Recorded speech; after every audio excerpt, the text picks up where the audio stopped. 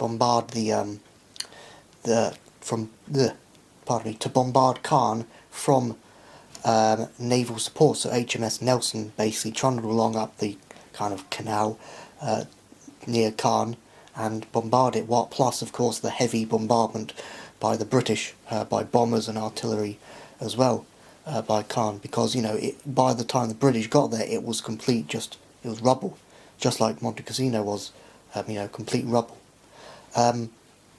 So another interesting story was, if you go back just before the landings, my grandfather was, he had fought in North Africa, Italy, you name it, basically all the major battles. He was, at the time, by 1944, even cast as a veteran. So he and his battalion, especially him himself, they wanted him to go first, his regiment and his battalion, but the 5th Dorsets wanted them to go first because he was more experienced. 3 other chaps on his landing craft actually wished him a happy birthday, because his birthday was, D-Day was the 6th of June. So they wished him happy birthday, and those 3 same guys got off before him and got mowed down by German machine gun fire, which is, interesting story, but quite sad in the fact that the same guys who wished him happy birthday got killed. So, he was quite a lucky chap to not be killed on his birthday. So, an interesting event, actually, interesting birthday surprise as well. So whilst the Americans and British actually linked up together from St. Lo and Caen, and the Canadians at Bayeux, they started to move the Germans towards the Seine River.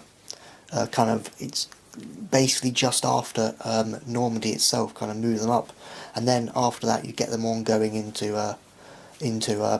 kind of the Ardennes, which we'll talk about in a separate video later on. But before that, we got what was called fillets, which I'll tell you in a minute. Yes, Toby? So the other thing that, I guess, yes, the Americans on D-Day itself got a lot of the credit, but one thing that doesn't ever really get mentioned, as a lot of the British stuff doesn't, is the kind of big grind the Americans had through the hedge country. So we had 2 very different problems, really. For us, we had the issue that the country was very kind of hilly and open, and the Americans had the issue it was just so closed in, and kind of just every field became a fortress, that they couldn't really make much progress. So they tried to, they kept battering away, really vicious hand-to-hand combat amongst the hedgerows. You have the Fallschirmjäger there, the 6th Fallschirmjäger Division, which are very, powerful German troops. You have they actually had 2 Waffen-SS divisions against them, not as many as us. They had the 17th Waffen-SS division and the 2nd. So the 2nd, yes, it's very fanatical. However, I think it's, you need to point out there's a difference between fanaticism and discipline and being well trained, and the British and Americans by far were better trained and better equipped than the Germans in this battle. The other thing is the 17th Waffen-SS division. It went in kind of very, very cocky, it just thought it could pretty much just sweep everyone out of the way. But it really took a pounding, it became one of the least indoctrinated Waffen-SS divisions of the entire war, because it was actually made up of a lot of non-Waffen-SS personnel, like Luftwaffe ground crews and stuff like that. So, a lot of snipers. I've heard of tank commanders, always being a very big target, so they put the Mark II steel helmet just behind their turret hatch. And the reason for that is snipers up in the trees, who actually sometimes, tied themselves in with rope to prevent them falling out if they were hit, were sniping down on them and killing them. As Tim said, for the British, that was a similar problem with them in amongst, all of the corn and stuff, with their very effective, I have to say, Waffen-SS camouflage smocks. And actually, speaking of the Waffen-SS, I'm sorry if I'm running on a bit here, but the don't really understand. A lot of people think Normandy was just, all elite German divisions. Your Waffen-SS, Panzerlehr, Fallschirmjäger. It wasn't really that. I mean, a lot of the infantry just stood their ground even better than the Fallschirmjäger. Just standard German infantry who were just fighting because they couldn't do anything else effectively at the time. They really were giving it their all to defend, but that's not the same as being on the attack. And once the Germans lost the opportunity to attack, there was no going back, and then Operation Cobra was launched, which was the big American attack which outflanked all of the Germans pretty much. At the same time, the British were gradually grinding towards them. This opened with one of the biggest aerial bombardments of the war, and as a result of this, there were actually a lot of friendly fire incidents, including the highest-ranking American soldier killed in Europe in the war, Lieutenant General Leslie McNair, who was killed by bombs being dropped on him because he was outside of his armoured vehicle.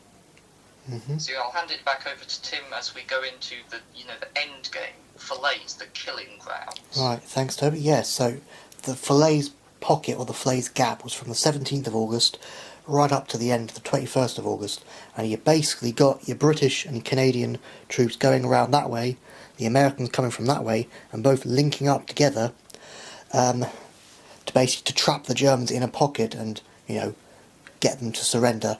And once they've done that, they can bottle their neck out right through, cross the Seine and cross into the heartland of Germany eventually by the next year. Actually, it comes on by 1945.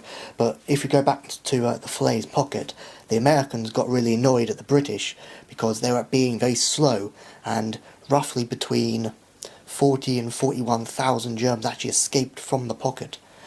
Because of the British army was being very slow, and that's what the Americans really were annoyed about. So, and of course, the whole campaign ended on the 21st of August, 1944, with the Falaise pocket going quite successfully. So, just to wrap the video up, before I wrap the video up, quickly, just like to say that, again, about my grandfather, when he was going through Hill 112, as I said, all the grass and everything was so kind of tall. He was the shortest guy, so he was actually a sniper was pinning them down. So he actually got called up to take out this German sniper, and so he waded through the big long grass and everything, and he couldn't see it, of course. And suddenly he saw the German sniper, and actually didn't have time to aim and fired. From the hip, and he got the German straight, point blank between the eyes, which was a marvel. And yes, Toby? Just before we end kind of the video, and before the item thing, like with the Falaise kind of thing, the thing that made it even worse was Adolf Hitler, sitting all the way back in his headquarters, decided, let's make a counterattack. Now what this did is it stripped the British front of all of the SS Panzer divisions.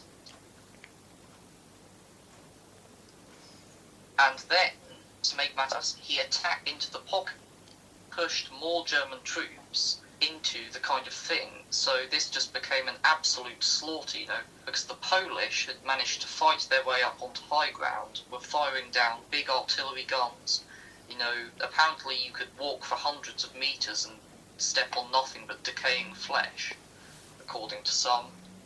The Germans really were desperately trying to fight their way out. They weren't even fighting anymore for, the army, the Führer, anyone. They were just fighting for pure survival at this stage. Yeah. And, the British really, and the Americans really did beat the Germans quite significantly here.